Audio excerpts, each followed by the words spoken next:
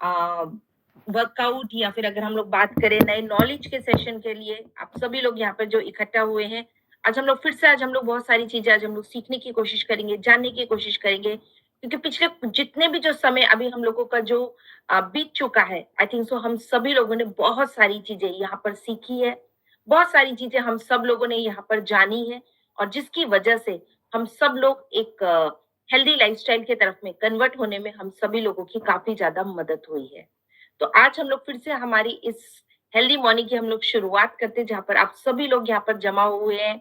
कुछ लोग जो हमारी यूट्यूब पे देख रहे हैं, मेरा सभी लोगों से आग्रह है, मैं सभी लोगों से रिक्वेस्ट करूँगी कि जितने सभी लोग अगर अपने कैमरे को अगर ऑन कर लेंगे, सब लोग अगर वर्चुअल स्टेज पे क्योंकि जब कैमरा ऑन होता है, हम सब लोगों को काफ़ी अच्छा लगता है, कनेक्टेड फ़ील होता है। अगर सभी लोग अगर ऑन कर लेंगे तो बहुत अच्छा रहेगा। क्योंकि अगेन ये मॉर्निंग की जो इंतज़ार है वो हम सभी लोग करते हैं, है ना? हम सब लोग चाहते हैं कि सुबह के समय हम सब लोग एक नए टॉपिक को हम लोग जानें, एक नई चीज़ों को हम लोग जानें। पिछले काफ़ी समय अगर हम लोग बात करें ऑलमोस्ट अब 90 डेज़ अभी हमारे कंप्लीट होने में आ रहे हैं और हम सब लोगों ने ये 90 डेज़ में बहुत सारी चीज़ों को सीखा है, बहुत सारी चीज़ों को जाना है ना? बहुत सारी चीज़ों को समझा है और जिसकी वजह से हमें मदद हुई है एक नई शुरुआत के तरफ में कन्वर्ट होने में, हमारी हेल्थ के तरफ में जाने के लिए ओवरऑल जो हम लोग चाह रहे थे कि हम लोग काफ़ी समय से हम लोग इस चीज़ को चाह रहे थे कि हम लोग एक हेल्दी लाइफ़स्टाइल की तरफ में कन्वर्ट हो। आई थिंक सो इस जो एक जर्नी है ना? इसने हमारी काफ़ी अच्छी तरीके से मदद करी है। तो मैं आज हम लोग फिर से आज हम लोग डॉक्टर श्याम को हम लोग सुनेंगे क्योंकि अगेन जब भी डॉक्टर श्याम जब यहाँ पर आते हैं, है ना? डॉक्टर श्याम बहुत सारे इनसाइट्स को लेकर आते हैं, बहुत सारी नॉलेज के साथ में वो आते हैं। बहुत अच्छी-अच्छी कुछ-कुछ ऐसी चीज़ें वो हम सबके साथ में शेयर करते हैं, जो कहीं न कहीं हम सबकी डे बाय डे, है ना? जो हेल्दी लाइफ़स्टाइल की तरफ में कन्वर्ट होने में बहुत सारी चीज़ों में वो हमारी मदद करते हैं। तो अब मैं हैंड ओवर करना चाहूँगी डॉक्टर श्याम को, तो doctor Shyam over to you. Thank you Shirley and good morning everyone. सबको मेरी तरफ से नमस्ते। Doctor Shyam we can't hear Can't hear me? Yes. Okay. Yes, we can hear, yeah. Can you hear me? Okay, great. Yes. Great. Great. नमस्कार नमस्कार once again सबको मेरी तरफ से। आज मैंने सुना कि मेरा आज का सेशन मेरा लास्ट सेशन है, तो मैंने सोचा कि मैं आपको आज कोई टिप्स नहीं है मेरी तरफ से, सिर्फ बधाई है, कंग्रेचुलेशन। तो हम जो जो हेल्थी वेट और हेल्थी लिविंग का लिव 360 प्रोग्राम में मुझे बहुत एडमिरेशन महसूस कर रहा है, क्योंकि आपने इन लास्ट 2 वीक्स इतना ट्रांसफॉर्मेटिव जर्नी आपने ली है, नॉट जस्ट फिजिकली, आपने मेंटली और स्पिरिचुअली ली है। तो योर डेडिकेशन और commitment towards a healthy lifestyle शानदार, बहुत बहुत कमेंडेबल है। तो रिमेंबर, लेकिन ये journey towards health is not just about losing weight. हमने पहले बार भी बताया था और आज भी मैं एम्फसाइज कर रहा हूँ कि ये जर्नी वेट लॉस के लिए नहीं है, बट सिर्फ उसके लिए नहीं है, लेकिन sustainable changes for overall wellbeing, right? आपके फैमिलीज को, आपके आपके खुद, आप है लीडर, आपकी जिंदगी के लीडर, आप है लीडर आपके फैमिली के लीडर, आप है लीडर आपके सोसाइटी का लीडर। तो वी होप कि इस प्रोग्राम को के दौरान शेयर किए गए टिप्स और स्ट्रेटजीज आपके फ्यूचर जर्नी में और आपके आपके इकोसिस्टम में हेल्पफुल होगा, right? So as you move forward on with this new knowledge और बहुत सेल्फ कॉन्फिडेंस, हम आपको इमेंस सक्सेस की विशेष देते हैं। So may you continue to apply what you learned here. आपने जो मैंने हर हर कितने दिन मैंने आपको टिप्स दिए, आप होपफुली आप वो टिप यूज करेंगे। So again congratulations on this remarkable achievement. Here is to your continued success and a future filled with health, happiness and vitality. Team, so आज हमारे साथ हैं रिकैप करने के लिए डॉक्टर त्रुषा अभ्यंकर। को पता है जो पहले से था हमारे साथ और जो हमें हेल्प किया था हम और इसके इस प्रोग्राम में, और वो है वन ऑफ द आर्किटेक्ट इस प्रोग्राम की। तो मैं बहुत खुश हूँ कि और आज हमारे साथ है और वो एमडी आयुर्वेदा है, आपको सबको पता है। तो without much ado, let me invite Dr. Tusha Abhyankar. Dr. Tusha, the stage is yours.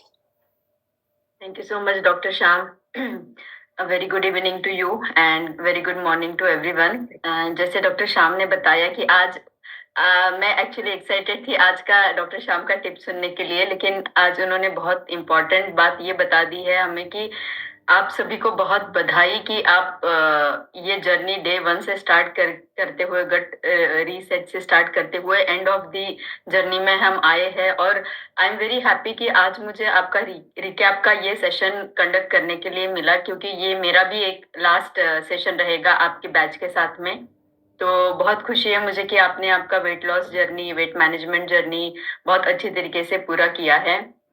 और जैसे डॉक्टर श्याम ने बताया कि डे बाय डे एक-एक नया नॉलेज शेयरिंग सेशन, एक-एक सत्र हमने बताया है। डॉक्टर श्याम ने बहुत सारे अलग से टिप्स बताए हैं, तो शायद हमने नोट डाउन किया भी नहीं होगा, तो भी हमारे दिमाग के किसी न किसी कॉर्नर में वो ज़रूर नोट हो गया होगा। तो मैं तो ये समझती हूँ कि शायद आप सारे लोगों का ज्ञान का भंडार जो है, वो हमारे ध्यान से अभी बहुत ज़्यादा बढ़ गया होगा, क्योंकि ऑलमोस्ट 100 दिन होने के लिए आए हैं। और उसमें हमारा एक दिन में एक अगर सुविचार जो हम बताएंगे, अगर हम हमारे रूटीन में उसको आत्मसात करते हैं, तो भी हमारा प्रोग्राम, हमारा जर्नी, हमारी हैबिट फॉर्मेशन में बहुत फर्क पड़ेगा और हमारे लाइफ के लिए ये यूजफुल रहेगा। तो इसी के साथ में मैं रिकैप स्टार्ट करना चाहूंगी आज का, जो बहुत ही इम्पोर्टेंट चीजें हमने जाने हैं लास्ट 10 दिनों में। आज हम यहाँ पे उसका रिकैप जानेंगे। और अगर किसी का कोई सत्र मिस हो गया था या कोई सुन नहीं पाया था, तो ये 10 दिनों का आपका अगर कोई पॉइंट मिस हो गया होगा, तो यहाँ पे आपको फिर से मिल जाएगा, नोट कर लीजिएगा और उसको रूटीन में आपके फॉलो करना शुरू करिएगा। तो हमारा सबसे पहला टॉपिक था रोल ऑफ माइंडसेट। तो ट्रांसफॉर्मेशन जर्नी में माइंडसेट का बहुत बड़ा रोल है। हम सभी को पता है कि अगर हम सही माइंडसेट से चलेंगे, तो शायद हमारा सक्सेस, हमारा यश हमें बहुत जल्दी मिल जाएगा। और अगर वही माइंडसेट गलत रहेगा, तो शायद हम यश के पास जाते जाते हम फेल्योर भी हमको मिल सकता है।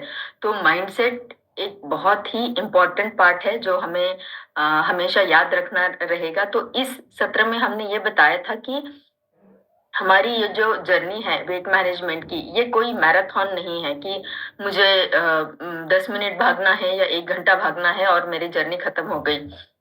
ये हमारी लाइफ की जर्नी है। तो हमें इसमें एक-एक चीज़ों को दिनचर्या में आत्मसात करते हुए धीरे-धीरे करके आगे लेके जाना है और हमारे लाइफ टाइम के लिए उसको अचीव करना है। तो ये हमारा ध्येय रहना चाहिए। तो हमने इसमें ये भी जाना था कि कैसे हम हमारे विचारों में, हमारे माइंडसेट, हमारी थॉट प्रोसेस में एक तरीके से जकड़ जाते हैं। तो वो जो जाला रहता है हमारे विचारों का, वो एक थॉट रहता है जो प्रोवोक करता है हमारी फीलिंग्स को। अगर वो फीलिंग्स नेगेटिव रहेगी, तो हमारा रिजल्ट नेगेटिव की तरफ जाएगा, लेकिन फीलिंग अगर पॉजिटिव है, तो एक्शन भी पॉजिटिव रहेगा और उसका रिजल्ट भी पॉजिटिव रहेगा। तो ये हमने उसमें जाना था। साथ ही साथ में हमने ये जाना था कि हमें कैसे हमारे फिक्स्ड माइंडसेट को ग्रोथ माइंडसेट में चेंज करना है। तो एक एग्जांपल मैं आपको रिकैप के लिए बताऊंगी कि आपको याद आ जाएगा ये कंसेप्ट। इसमें हमने बताया था कि अगर हस्बैंड वाइफ जॉइन हुए हैं, तो जरूरी नहीं है कि वाइफ हस्बैंड का सक्सेस देख के उनको इंफेरियर फील हो। इनफैक्ट सजेशन ये था कि ग्रोथ माइंडसेट कैसे रहेगा। ग्रोथ माइंडसेट ये बताएगा कि हस्बैंड ने अगर सक्सेस मिला है, तो वाइफ फॉर एग्जाम्पल उसको फॉलो करेगी, उनको इंस्पिरेशन करके लेगी और समझेगी कि मैंने क्या गलत कर दिया था। तो उनका इंस्पिरेशन लेके, हस्बैंड का इंस्पिरेशन लेके वाइफ का भी सक्सेस बनेगा। तो ये हो गया ग्रोथ माइंडसेट। ऐसा नहीं है कि अच्छा वो कोई मेरा काउंटर पार्ट या मेरे जो भी साथ के लोग हैं वो सक्सेस मिल पा रहे हैं और मैं नहीं कर पाऊंगी। तो ये फिक्स माइंडसेट हो गया। तो हमको फिक्स माइंडसेट को चेंज करके ग्रोथ माइंडसेट में कन्वर्ट करना है। तो ये हमने वहाँ बहुत डिटेल में जाना था। साथ ही हमने ये जाना था कि हमने क्यों ये प्रोग्राम शुरू किया था। तो वो एक रिकॉल हमने वहाँ पे कराया था और रिकॉल में हमने ये किया था कि catch it, check it and change it. तो क्या कैच करना है, जैसे मैंने कमिटमेंट फॉर्म फिल किया था, जब मैंने प्रोग्राम स्टार्ट किया। तो क्या मैं वो कमिटमेंट फॉर्म को जो मैंने कमिटमेंट लिया था उसके साथ चल रही हूँ या नहीं, ये मुझे कैच करना है। और बाद में चेक करना है कि मैंने कितना हद तक उसको कितने % मैंने उसको फॉलो किया है, वो चेक करना है। और चेंज क्या करना है? चेंज ये करना है कि अगर मैंने इसमें कोई गलतियाँ की है तो वो मुझे चेंज करनी है। ये रहेगा हमारी फ्यूचर बैच के लिए भी, मतलब आप अगर कल किसी को गाइड करोगे तो आपको भी ये पॉइंट उनको कैरी फॉरवर्ड करना है, उनको आगे बताना है। तो यह हो गया था हमारा पहला सत्र। दूसरा सत्र था हमारा स्टार्च रेट्रोग्रेडेशन, और वो कैसे स्टार्च रेट्रोग्रेडेशन बहुत ही इंटरेस्टिंग टॉपिक था, और हमें उसमें पता चला था कि कैसे अलग अलग टाइप ऑफ स्टार्चेस रहते हैं और क्या है रेट्रोग्रेडेशन, और कैसे ये हमें खाने में या हमारे फेवरेट खानों को हम यूज करते हुए भी हमारा वजन को हम मेंटेन कर सकते हैं। तो बहुत ही इंटरेस्टिंग इंसाइटफुल टॉपिक था, और ये बहुत इंपॉर्टेंट टिप था। मैं बोलूंगी सभी को कि आपको राइस अगर पसंद है तो आप उसको कैसे यूज कर सकते हो, और राइस का आनंद भी ले सकते हो, और उससे वजन भी नहीं बढ़ेगा। तो इसमें हमने ये जाना था कि सबसे पहले कि स्टार्च के स्ट्रक्चर कैसा है, स्टार्च की क्लासिफिकेशन क्या है। उसमें हमने जाना था कि rapidly digestible starch and slowly digestible starch, और तीसरा जो था वो था रेजिस्टेंस स्टार्च। तो रेजिस्टेंस स्टार्च में भी 3 अलग अलग टाइप थे उसके क्लासिफिकेशन में। एक था फिजिकली इनडाइजेस्टेबल, जिसमें कि हमारे मिलेट्स आते हैं जो कि मिल किए हुए रहते हैं, तो उनका जो कवरिंग रहता है तो वो डाइजेस्ट नहीं हो पाता है पूरे तरीके से। तो जब वो अनप्रोसेस्ड रहता है मिलेट्स हमारे, तो वो हमारे फिजिकल इनडाइजेस्टेबल रेजिस्टेंस स्टार्च में आएगा।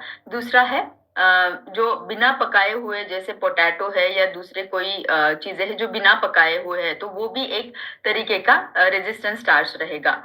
और रेट्रोग्रेडेड क्या रहेगा? जो हमने जाना था कि जो कार्बोहाइड्रेट्स या स्टार्च है, जैसे कि पोटैटो है या राइस है, जिसको हमने पकाया है और पका के उसको ठंडा कर दिया है, और ठंडा करने के बाद में जब हम उसको यूज करेंगे तब उसको हम स्टार्च रेट्रोग्रेडेशन बताएंगे। तो हमने इसमें जाना था कि रैपिडली डाइजेस्टेबल जो स्टार्च रहता है वो कितना फास्ट या कितना ही जल्दी आपके ब्लड शुगर को बढ़ा देता है, तो स्पाइक अप कर देता है। और जिससे कि ये हो जाता है कि एकदम से आपको एनर्जी मिलती है और एकदम से डाउन हो जाती है, और फिर से हमें भूख लग जाती है और खाने की क्रेविंग्स होने लगती है। लेकिन आप अगर स्टार्च को रेट्रोग्रेडेड करोगे, जिससे कि वो खाने में बहुत धीरे धीरे तरीके से रिलीज होगा, या पूरे तरीके से नहीं घुल मिलेगा शुगर में, ब्लड शुगर में, और उसकी मात्रा जो है ब्लड के शुगर में बहुत कम हो जाएगी, और इस तरीके से आप आपके राइस का आनंद भी ले पाएंगे, और उससे आपके ब्लड में जो शुगर की मात्रा है वो भी नहीं बढ़ेगी। अब इसमें ये हमने देखा था कि क्या क्या क्या न्यूट्रिशनल इंपॉर्टेंस है रेजिस्टेंस स्टार्च के। तो रेजिस्टेंस स्टार्च से रेट्रोग्रेड जब हम करते हैं, जैसे मैंने बताया कि आप कुक करोगे उसको और ठंडा करोगे तो वो इनडाइजेस्टेबल हो जाएगा, तो रेट्रोग्रेडेशन हमने उसे बोला था। तो उसके क्या फायदे हैं? तो ये खाने का ग्लाइसेमिक इंडेक्स, खाने का ग्लाइसेमिक लोड कम कर देगा। इससे हमारा पेट भरा रहेगा, तो सेटाइटी की फीलिंग हमेशा बनी रहेगी। शॉर्ट चेन फैटी एसिड जो हमारे माइक्रोबायोम के लिए बहुत इंपॉर्टेंट है, ये उनके लिए खाना बनेगा, तो हमारा गट हेल्दी रहेगा। साथ ही साथ हमारे हेल्दी वेट लॉस के लिए, वेट मैनेजमेंट जर्नी के लिए हेल्पफुल होगा। इंसुलिन की सेंसिटिविटी को बढ़ाएगा, ताकि हमारा जो एक्सेस शुगर हमारे ब्लड में मौजूद है ऑलरेडी, उसको ये डाइजेस्ट कर पाएगा, या उसके मेटाबॉलिज्म के लिए ये जगह बना के देगा। तो इसीलिए इस तरीके का cooking practices, mindful cooking practices या कॉम्बिनेशंस हमने करना है, जिससे कि राइस को बना रहे हो उसमें ही आप कुछ ग्रेन्स डाल देते हो, कुछ वेजिटेबल्स डाल देते हो और उसको खाते हो, तो आपको न्यूट्रिशन भी मिलेगा। साथ ही साथ इसी राइस को आप ठंडा करके जब लेते हो तो आप उस स्टार्च को आपके शरीर में घुलने मिलने नहीं दोगे। अब आगे चलते हुए देखेंगे कि exercise versus diet for weight management. तो इसमें हमने जाना था कि कंसेप्ट ऑफ एनर्जी बैलेंस क्या है। तो इसमें आपको याद होगा कि तराजू दिखाए हुए थे, जिसमें कि आप अगर जितना एनर्जी इनटेक ले रहे हो उतना ही एनर्जी आउट करोगे, तो ये क्या करेगा, ये आपके वजन को बैलेंस करेगा। दूसरा पॉइंट ये था कि ये एक तराजू में दिखाया था कि एनर्जी इन जो है वो बहुत ज्यादा है, लेकिन उसका एनर्जी आउट या एक्सपेंडिचर जो है, जो हम यूटिलाइज कर रहे हैं, वो बहुत कम है। ऐसे में क्या होगा, ऐसे में आपका वजन बढ़ेगा। तीसरा केस ये था कि जिसमें आप एनर्जी कम ले रहे हो, लेकिन आप एनर्जी आउट एक्सपेंडिचर जो है वो बहुत ज्यादा कर रहे हो, तो उसमें आपका वेट वजन घटेगा। तो ये आपका एनर्जी का बैलेंस हमने जाना था। इसी के साथ में हमने कैलोरी डेफिसिट भी वहां पे जाना था कि अगर मैं 2000 किलो कैलोरी ले रही हूँ और 2500 अगर मैं यूटिलाइज कर रही हूँ, तो 500 कैलोरीज जो है मैंने यूटिलाइज ज्यादा कर ली है। तो इससे क्या होगा, मेरे वजन को घटने के लिए फायदा मिलेगा। और ऑन द अदर साइड अगर मैं 2000 किलो कैलोरी लेती हूँ और मैं एक्सपेंडिचर आउटपुट जो है एनर्जी का वो भी 2000 ही करती हूँ, तो मेरा मेरा वेट मैनेज रहेगा, लेकिन घटेगा नहीं। तो जिनको वेट मैनेज करना है उनको उस तरीके से कैलकुलेशन करना पड़ेगा, और जिनको वजन घटाना है उनको एनर्जी एक्सपेंडिचर ज्यादा करना है। अब एनर्जी एक्सपेंडिचर हमें और कौन से तरीके थे जो हमने वहां पे जाने थे। तो एनर्जी इन हमारा होता है हमारे खाने और पान में। तो जो हम सॉलिड फूड खाते हैं या जो लिक्विड हम लेते हैं, तो उससे हमें एनर्जी मिलती है। अब एनर्जी एक्सपेंडिचर कैसे होता है, तो 70% एनर्जी एक्सपेंडिचर होता है हमारे बीएमआर से, बेसल मेटाबॉलिक रेट से। बाकी के बचे हुए जो थे उसमें से एक था एक्सरसाइज एक्टिविटी थर्मोजेनेसिस, उसमें 5% घटेगा। नीट जो हमारा एक्सरसाइज का एक तरीका हमने बताया था कि आप हर जगह हर समय नीट की प्रैक्टिस कर सकते हैं, जिससे कि 15% आपका एनर्जी आउटकम ज्यादा हो जाएगा।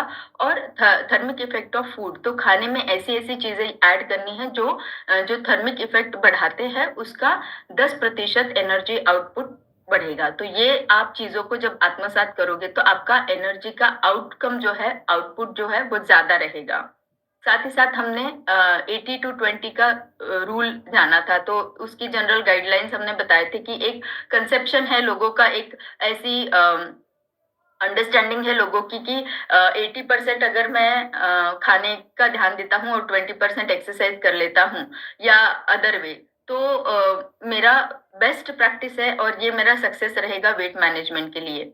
लेकिन ये जो अंडरस्टैंडिंग है, ये पूरी तरीके से सही नहीं है, क्योंकि इसका कोई भी साइंटिफिक एविडेंस नहीं है, इसकी कोई जनरल गाइडलाइन बताई गई नहीं है। तो हम यहाँ पे एक होलिस्टिक अप्रोच जान रहे थे कि एक्सरसाइज भी इम्पोर्टेंट है, साथ ही साथ डाइट भी इम्पोर्टेंट है। तो इसको प्रूव करने के लिए हमने 2 क्लिनिकल स्टडीज आपको बताई थी, जिसमें कि 2 ग्रुप में देखा गया था, जिसमें एक ग्रुप को डाइट दिया था, दूसरे ग्रुप को ओनली एक्सरसाइज, और तीसरे ग्रुप को डाइट और एक्सरसाइज दोनों दिया गया था। जब तीसरे ग्रुप का देखा गया होलिस्टिक वे से, तो तीसरे ग्रुप में जो है वेट लॉस, जो वजन घटा था, वो ज्यादा घटा था। तो 80-20 का रूल पूरी तरीके से सही नहीं है। हमें होलिस्टिक अप्रोच को साथ लेके चलना है, जिसमें कि डाइट भी उतना ही रोल प्ले करेगा, एक्सरसाइज भी उतना ही रोल प्ले करेगा, साथ ही साथ बिहेवियर जो बहुत ही इंपॉर्टेंट पार्ट है वो हमें साथ लेके चलना है, तभी हमारा होलिस्टिक अप्रोच जो है वो पूरा होगा। आगे का सत्र हमारा था प्रोटीन एंड फैटी लीवर। तो प्रोटीन एंड फैटी लीवर का जो हमारा अंडरस्टैंडिंग था, उसमें हमने सबसे पहले जाना था कि हेल्दी लीवर क्या क्या करता है। तो हेल्दी लीवर आप सभी को पता है एक डिटॉक्सिफाइंग ऑर्गन है हमारे शरीर का। सबसे ज्यादा डिटॉक्सिफिकेशन हमारे लीवर के थ्रू होता है। वो हमारे शरीर में न्यूट्रिएंट को जमा करके रखता है, वो हमारे शरीर में ब्लड की शुगर को, कोलेस्ट्रॉल को बैलेंस करने का काम करता है, हमारे मेटाबॉलिज्म को सही रखता है, इम्यूनिटी को बढ़ाता है। तो ये बहुत सारे इससे भी ज्यादा कई सारे हेल्दी लीवर के बेनिफिट्स है और हेल्दी लीवर का रोल है।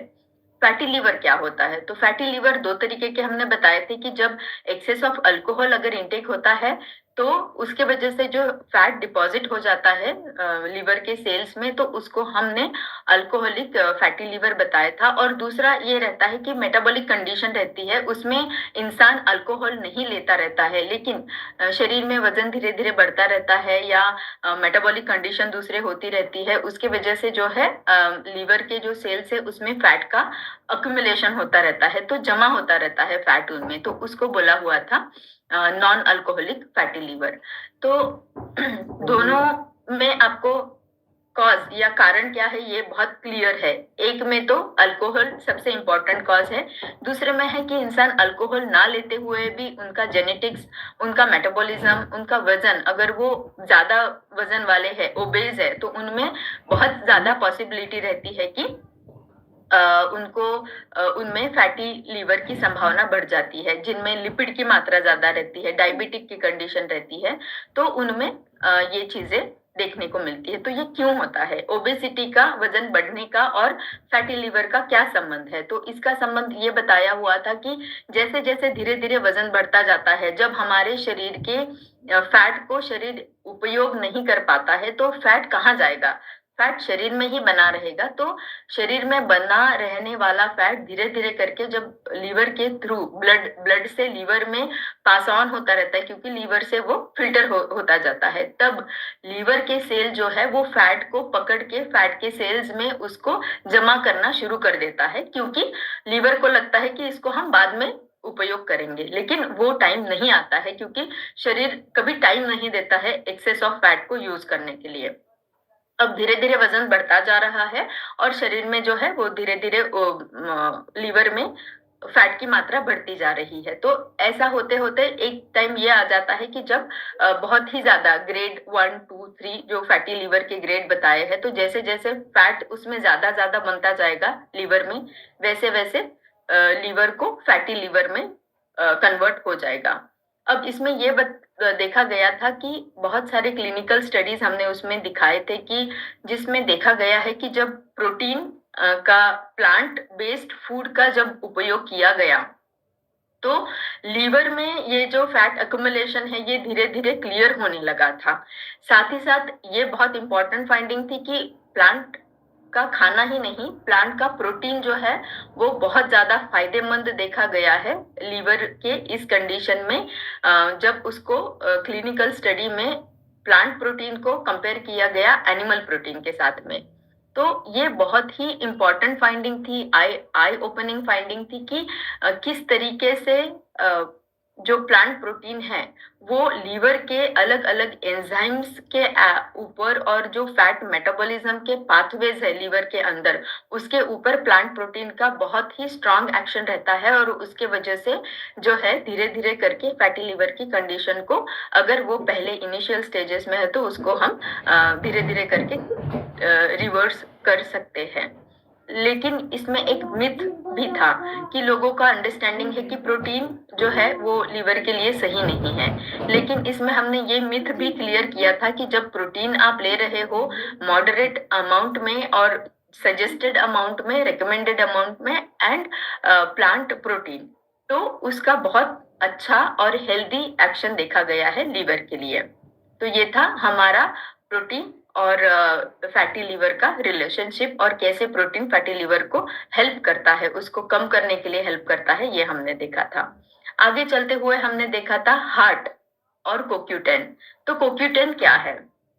कोएंजाइम Q10 ये उसका नाम है। तो कोएंजाइम Q10 जो है वो एंजाइम नहीं है, एंजाइम एक प्रोटीन रहता है और एंजाइम जो है खुद से एक्शन करता है। लेकिन CoQ10 क्या करता है? CoQ10 जो है एक कोएंजाइम है, ये एक केमिकल है जो एंजाइम को बहुत ही ज्यादा हेल्प करता है उसकी एक्शन को और दुगुना बनाने के लिए, उसकी एक्शन को स्ट्रॉन्ग करने के लिए। कोएंजाइम Q10 के बहुत ज्यादा शरीर में बहुत ज्यादा बेसिक रोल है। इसका रोल हमारे सेल के माइटोकॉन्ड्रिया से एटीपी जनरेशन से लेके इम्यूनिटी है, हमारा एंटीऑक्सीडेंट है, हमारा एनर्जी प्रोडक्शन है। सबसे ज्यादा इम्पोर्टेंट हमने यहाँ पे जाना था कि हार्ट के ऊपर उसका बहुत क्लोज एक्शन है। तो जो भी हार्ट रिलेटेड कंडीशन वाले लोग हैं उनको आजकल ये जो फिजिशियंस है, मेडिकल प्रैक्टिशनर्स है, डॉक्टर्स, वो भी CoQ10 सप्लीमेंट सजेस्ट करते हैं क्योंकि इतना ज्यादा एक्शन उसका हार्ट में देखा गया है। साथ ही साथ एंटी इन्फ्लेमेटरी एक्शन है CoQ10 का, न्यूरो प्रोटेक्टिव एक्शन है, माइग्रेन के केसेस में भी इसका फायदा देखा गया है, मसल्स, स्किन के ऊपर, इम्यूनिटी के ऊपर और एंटी एजिंग के जैसे इसके फायदे देखे गए हैं। अब डेफिशिएंसी क्यों हो जाती है? पहली बात, हमारे लाइफस्टाइल चेंज हो गई है, तो जो प्रोडक्शन होना है CoQ10 का वो भी सही तरीके से नहीं हो पाता है। साथ ही साथ अलग अलग तरीके की दवाइयां हम लेते हैं, तो दवाइयों का भी परिणाम है CoQ10 को कम करने के लिए शरीर में। और एजिंग जब होता है इंसान का, तो जैसे जैसे हमारा एज बढ़ता जाता है वैसे वैसे CoQ10 की मात्रा शरीर में घटती जाती है। तो CoQ10 का रोल हमने जाना कि बहुत इंपॉर्टेंट है, इसीलिए हमें सप्लीमेंटेशन CoQ10 का करना बहुत जरूरी है, जिससे कि हमारे शरीर के जो फंक्शंस है, क्योंकि हमने वहां उस स्लाइड्स में आपको दिखाया था कि शरीर के हर एक ऑर्गन में CoQ10 की मात्रा कितनी प्रतिशत रहना कितना जरूरी है। तो हर एक ऑर्गन को, इम्पोर्टेंट जो ऑर्गन है उनको सभी को CoQ10 की सप्लाई, उनका पोषण मिलना बहुत जरूरी है। इसीलिए आपको CoQ10 का सप्लीमेंटेशन लेना बहुत जरूरी है। और क्लिनिकल स्टडीज में ये पाया गया है, जब संशोधनकर्ताओं ने देखा कि CoQ10 का जब उन्होंने सप्लीमेंट दिया, तब देखा गया कि इसकी वजह से जो हार्ट रिलेटेड इश्यूज का रिस्क का रेट है वो कम हुआ। तो ये हमने देखा कि कैसे CoQ10 हमारे शरीर को हेल्प करता है और क्यों इसके सप्लीमेंट लेने जरूरी है। उसके बाद में हमारा था switch your party, starchy to non starchy. तो हमने इसमें बहुत ही अच्छी तरीके से जाना था कि कैसे दो तरीके के स्टार्च है। एक तो है हमारे नॉर्मल स्टार्च, जिसमें कि हमने देखा था कि रैपिडली एब्सॉर्ब होने वाले स्टार्च, और दूसरे थे पॉलीसैकेराइड, जो है नॉन स्टार्ची पॉलीसैकेराइड। तो नॉर्मल अगर स्टार्च आप लेते हो तो वो भी पॉलीसैकेराइड में आते हैं, तो उसके क्लासिफिकेशन हमने आपको बताए थे। नॉन स्टार्ची में जो पॉलीसैकेराइड्स आते हैं उसमें हमने बताए थे कि कैसे ग्रीन वेजिटेबल्स या अलग अलग तरीके के रेनबो कलर वाले वेजिटेबल्स को आपको हमारे खाने में इन्वॉल्व करना है, जिससे कि आपको बहुत सारे फायदे मिलेंगे। और क्यों फायदे मिलेंगे? जैसे हमें पता है कि अगर पॉलीसैकेराइड हम लेते हैं जो कि सिंपल स्टार्च है, अगर उसको हम यूज करेंगे तो वो क्या करेगा, वो शरीर में हमारे रक्त में बहुत जल्दी घुल मिल जाएगा और शुगर की जो मात्रा है वो बहुत जल्दी बढ़ा देगा। तो इससे हमारा शुगर लेवल बढ़ जाएगा। लेकिन ऑन द अदर हैंड हमने देखा कि जो नॉन स्टार्ची पॉलीसैकेराइड्स है उनका क्या रोल है, उसमें हमने केज इफेक्ट देखा था। तो केज इफेक्ट जो है नॉन स्टार्ची पॉलीसैकेराइड्स का, वो क्या करता है, वो शरीर में जब हमारे अगर कार्बोहाइड्रेट जा रहा है तो उसको हमारे इंटेस्टाइन में ही कैप्चर कर देता है, उसको एक तरीके का आवरण बना देता है, एक बाइंडिंग बना देता है, जिससे कि वो हमारे ब्लड में नहीं घुल पाते हैं और उसको मोशन से, इंटेस्टाइन से ही बाहर निकाल देता है। इससे क्या हो जाएगा, इससे हमारे एक तो आंतों को पेरिस्टाल्टिक मूवमेंट बहुत अच्छा मिलेगा, गट क्लियर होता रहेगा, हमारा मोशन दिन ब दिन क्लियर होता रहेगा, और साथ ही साथ जो है ब्लड में शुगर की मात्रा नहीं बढ़ेगी, सस्टेन एनर्जी, लंबे समय के लिए हमें एनर्जी मिलती रहेगी। तो ये केज इफेक्ट हमने नॉन स्टार्ची पॉलीसैकेराइड्स का देखा था।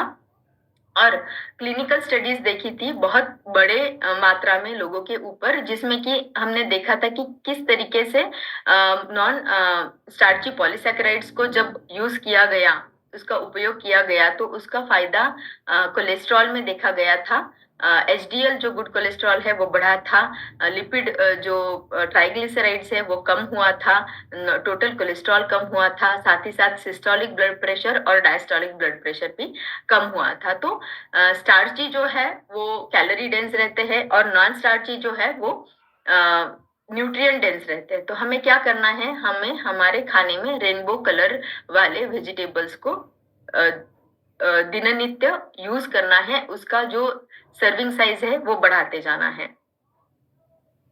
आगे का था हमारा बिल्डिंग योर ब्लू जोन। तो इसमें हमने क्या देखा था, ब्लू जोन आपको सभी को याद होगा कि बहुत ही इम्पोर्टेंट और बहुत ही नया नॉलेज हमें मिला था तब कि दुनिया भर में जब देखा गया तो 5 ऐसे एरिया देखे गए, रीजन्स, जिसमें कि लोगों की आयु लंबी थी। और जब संशोधन किया गया कि लोगों की आयु क्यों लंबी थी, तब उन्होंने एक इसेंस निकाला उन 5 रीजन वाले लोगों का कि वो क्या क्या करते हैं, उनका लाइफस्टाइल कैसा है, उनका खान पान कैसा है। तो जब उन्होंने ये एनालिसिस किया तो उनको पता चला कि ये जो ब्लू जोन है उसमें लोग नेचर के साथ, नेचर से मिला हुआ एज इट इज खाना अपने खाने में इस्तेमाल करते हैं, जिससे क्या हो जाता है कि आपको बहुत सारे एंटीऑक्सीडेंट्स भी मिल रहे हैं और आपके शरीर में जो एक एंटी एजिंग का जिस तरीके का इफेक्ट है वो बना रहता है, उसके वजह से जो है लोगों का लाइफ स्पैन बढ़ा हुआ देखा गया था। साथ ही साथ खाना मॉडरेट है, प्लांट बेस्ड खाना खाया था, वाइजली खाना खाया गया था, और लोगों का एक दूसरे के साथ में मिलना जुलना ज्यादा था। तो वो जो लोगों का कनेक्ट है वो भी बहुत इंपॉर्टेंट है। साथ ही साथ जो प्लांट बेस्ड खाना बहुत एम्फसाइज मैं इसीलिए कर रही हूँ क्योंकि ये एक बहुत ही आई ओपनिंग वर्ल्ड वाइड फाइंडिंग था। जैसे कि हम समझते हैं कि भारत में लोग ज्यादा शाकाहारी है और बाहर के लोग शाकाहारी नहीं है, मांसाहारी ज्यादा है, लेकिन ब्लू जोन ने ये क्लियर कर दिया कि नहीं, बाहर में भी, वेस्टर्न वर्ल्ड में भी लोग शाकाहार को ज्यादा बढ़ावा दे रहे हैं और उससे हमें फायदा मिला है। तो उसमें गाइडलाइंस ये भी बताए गए थे, जनरल गाइडलाइंस ये बताए थे कि मीट का उपयोग कम करना है, शुगर का उपयोग कम करना है, डेयरी का उपयोग कम करना है, स्नैक्स और नट्स, स्नैक्स किस चीज का करना चाहिए, तो नट्स या जो लेग्यूम्स रहता है उसके साथ स्नैकिंग करना चाहिए, पानी का इंटेक बढ़ाना चाहिए, प्लांट बेस्ड फूड्स को हमें बढ़ावा देना चाहिए। इससे क्या फायदा मिला था, तो इससे उन्होंने ये फाइंडिंग देखी गई थी कि हमारा हेल्थ के ऊपर, मतलब हम जब बीमार पड़ते हैं तो उसके वजह से हमको, या डायबिटीज किसी को है तो लाइफ लॉन्ग दवाइयां लेते रहते हैं, तो उसके वजह से जो कॉस्ट हमारे हेल्थ के ऊपर खर्च होती रहती है वो कॉस्ट कम हुई देखी गई। साथ ही साथ 2.9 ईयर 2.9 ईयर से लाइफ स्पैन बढ़ा हुआ देखा गया था लोगों का। तो ये बहुत ही अच्छा फाइंडिंग था कि हमारा लाइफ स्पैन हम इस चीज से बढ़ा सकते हैं। और लास्ट में हमने आपको टेक अवे दिया था कि आप आपका ब्लू जोन कैसे बनाएं। एक लाइफ रेडियस मॉडल हमने आपको दिखाया था जिसमें आपको बताया था कि आपके वर्क प्लेस पे, आपका स्कूल है, आपका ऑफिस है, आपका घर है, आप वहाँ कैसे आपका रूटीन बनाए रख सकते हैं, कैसे आपको ये नेचर के साथ में रहना है, कैसे खाना आपको प्लांट बेस्ड लेते रहना है। साथ ही साथ इंडिविजुअल अपने आप से शुरू करिएगा, बाद में आपके फैमिली और फ्रेंड्स के साथ में ये चीजों को शेयर करिए, ये स्प्रेड करिए, ताकि वो लोग भी अपना खुद का ब्लू जोन बना पाए और अपना क्वालिटी ऑफ लाइफ बना पाए। तो ये था ब्लू जोन के बारे में। और बाद में था हमारा अगला वाला टॉपिक, अगला वाला सत्र जो था कि फ्रीक्वेंसी हमारे गोल ट्रैकिंग का। तो ये हम सबको पता है कि गोल ट्रैकिंग बहुत इंपॉर्टेंट है। इसमें हमने जाना था कि गोल सेटिंग तो इम्पोर्टेंट है ही, साथ ही साथ गोल ट्रैकिंग भी बहुत इंपॉर्टेंट है। स्मार्ट गोल रहने चाहिए जो हमारे स्मार्ट गोल में रहते हैं कि मेजरेबल रहे, अचीवेबल रहे, रियलिस्टिक रहे और टाइम बाउंड रहे। अगर टाइम बाउंड नहीं रहेंगे तो हम जिंदगी भर करते रहेंगे लेकिन हमें कोई भी उसका लाभ नहीं मिलेगा। साथ ही साथ हमने 7 स्टेप्स बताए थे गोल सेटिंग के कि आपको पहले तो गोल अपना डिसाइड करना है, उसको लिखना है, बाद में आपको उसको मेजर किस तरीके से करना है वो जानना है। साथ ही साथ आपको ये भी एनालाइज करना है कि इसमें रुकावट क्या आ सकती है, मुझे अगर रुकावट आएगी तो मुझे उसके लिए प्लान क्या करना है, उसके लिए कितना टाइमलाइन मुझे करना है। तो ये सब प्लानिंग करने के बाद में लास्ट 7वां स्टेप था कि इन सबको मॉनिटर करना है। तो इसमें भी हमने आपको 2-3 बहुत इंपॉर्टेंट स्टडी बताए थे कि जिसमें देखा गया था 2 ग्रुप। एक ग्रुप में जो मॉनिटर किया था उन्होंने अपना वजन, और दूसरा ग्रुप था उन्होंने मॉनिटर नहीं किया था। तो जिन्होंने मॉनिटर किया था उनमें 4.5 kg वजन ज्यादा घटा हुआ देखा गया। तो मॉनिटरिंग कंसिस्टेंटली करना बहुत ही ज्यादा फायदेमंद है अगर हमें सक्सेस मिलना जरूरी है। तो ये आपको कितना फ्रिक्वेंटली ट्रैक करना है, तो इसके लिए आपके हेल्थ कोच जो है वो आपको गाइड करते रहते हैं, क्योंकि हर किसी का अपना अपना एक अलग केस रहता है। तो केस बाय केस आपके हेल्थ कोच आपको गाइड करेंगे कि आपको कितना फ्रिक्वेंटली आपके गोल को चेक करना है। नेक्स्ट हमारा था सर्कुलेटरी हेल्थ। इसमें हमने देखा था कि हेल्दी हार्ट क्या क्या करता है। हेल्दी हार्ट ब्लड सर्कुलेशन करता है, हमारे ब्लड प्रेशर को मेंटेन करता है, हमारे हार्ट से रिलेटेड कोई अगर रिस्क फैक्टर है उनको भी बैलेंस करता है। तो हार्ट के बताने की जरूरत नहीं है कि क्या क्यों जरूरी है, लेकिन ये जानना जरूरी था हमें कि क्या क्या चीजें हैं जो हमारे सर्कुलेटरी हेल्थ, हमारे हार्ट हेल्थ को अफेक्ट करते हैं। तो एक है एज, दूसरा है हमारा ब्लड प्रेशर, हमारी आदतें, अगर स्मोकिंग की जैसी आदतें हैं या मेटाबॉलिक कंडीशन है जैसे डायबिटीज, अगर स्ट्रेस बहुत ज्यादा है, हमें एक्सरसाइज नहीं करते हैं, बैठा काम ज्यादा करते हैं, वजन बढ़ रहा है, ओबेसिटी है, हाई लिपिड लेवल्स है, हाई कोलेस्ट्रॉल है हमारे, और अगर हमारा जेंडर, तो जेंडर में भी हमने देखा है कि हार्ट सर्कुलेटरी हेल्थ के ऊपर उसका प्रभाव होता है।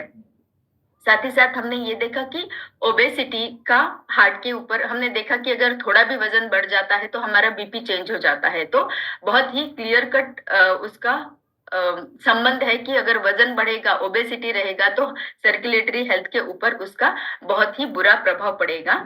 तो इसीलिए हमें 8 चीजें अमेरिकन हार्ट एसोसिएशन ने बताए हैं, जो कि है 150 मिनट हफ्ते में आपको एक्सरसाइज जरूर से करनी है, अच्छी नींद लेनी है, आपको ब्लड शुगर मॉनिटर करना है, ब्लड प्रेशर मॉनिटर करना है, बीएमआई देखना है, आपका लिपिड लेवल्स, कोलेस्ट्रॉल लेवल जो है उसको भी आपको चेक करना है, आपको लिमिट करना है अगर कोई एडिक्शंस है, तो स्मोकिंग है, अल्कोहल है, उनको सबको लिमिट करना है, कैलोरीज को लिमिट करना है। नेक्स्ट था हमारा टॉपिक, जो हमारा लास्ट टॉपिक है ऑप्टिमल हेल्थ वेट मैनेजमेंट का। तो इसमें हमने जाना था, बहुत ही रिसेंट टॉपिक है तो मैं ज्यादा उसके ऊपर रिकैप नहीं करूंगी कि हेल्दी लाइफस्टाइल क्या है। इसमें 8 एस्पेक्ट हमने जाने थे। 8 एस्पेक्ट में था emotional health, environmental health, financial, intellectual, occupational, physical, social and spiritual. तो ये सारे हेल्थ एस्पेक्ट हमने जाने थे।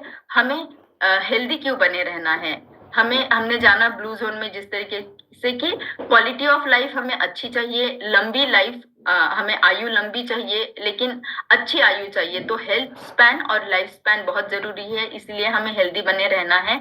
और सीक्रेट्स क्या थे इस चीज के, हेल्दी लाइफ, ऑप्टिमल हेल्थ के? तो डाइट है, एक्सरसाइज है, अच्छी नींद है, स्ट्रेस कम करना है, सपोर्ट सिस्टम है, हमारे मित्रों का, हमारे फैमिली का सपोर्ट सिस्टम बनाए रखना है, हेल्दी वेट बनाए रखना है, और रेगुलर फिजिकल चेकअप करना है। तो इसी के साथ में आपके लिए एक एक्टिविटी छोड़े जा रही हूँ। आपके जो भी थॉट्स है इस पूरे जर्नी के ऊपर, जो भी हमने बनाई है जर्नी आपके लिए, वो किस तरीके से आपको फायदेमंद रही है, वो जरूर से बताइएगा। और आपके लाइफ लॉन्ग जर्नी के लिए इन सारी चीजों को आत्मसात करिए। मेक इट अ हैबिट, एक दिन के लिए नहीं, लाइफ लॉन्ग के लिए। इसी के साथ आप सभी को बधाई, और आप सभी को all the best from me, and over to Shirley. Thank you so much. Thank you so much Trisha. I think so बहुत ही अच्छे तरीके से रिकैप पूरी तरीके से हुआ है। सारी चीजें हम लोगों ने जानी, कि सारी चीजें हम लोगों ने समझी कि ऐसी कौन सी ऐसी चीज, क्योंकि देखिए रिकैप कभी भी कोई भी चीजों के लिए बहुत इंपॉर्टेंट होता है। हम लोग बहुत बार सोचते हैं कि नहीं शायद मुझे ये चीज याद है, शायद मुझे ये चीज पता है, लेकिन अभी आपने देखा पूरी तरीके से जो रिकैप हुआ, आई थिंक सो जो छोटी मोटी सी चीजें जो कहीं ना कहीं हम लोगों से मिस हो रही थी, आज फिर से सेशन के द्वारा, है ना, हमें बहुत अच्छी तरीके से हमें समझ में आ गई है। सो अब चलिए, अब हम लोग आगे बढ़ते हैं, जो कि अगेन हमारा एक पार्ट हो जाता है नॉलेज का। तो दूसरा पार्ट आता है हमारा एक्सरसाइज का, जिसके लिए हम सब लोग